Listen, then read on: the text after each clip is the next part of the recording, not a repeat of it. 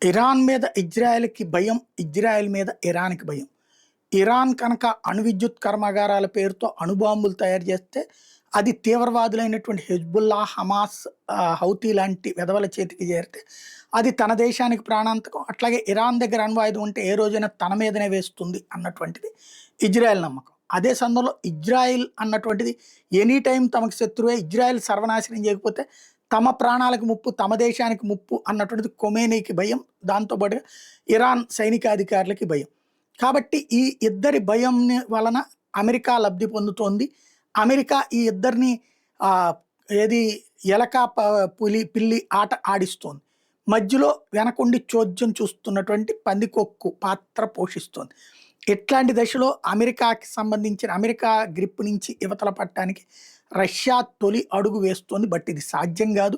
Iran, Israel వ్యవహారం విషయంలో అవసరమైతే నేను సంప్రదింపులు చేయడానికి సిద్ధంగా ఉన్నానంటూ రష్యా అధ్యక్షుడు పుతిన్ ప్రకటించుకొచ్చారు.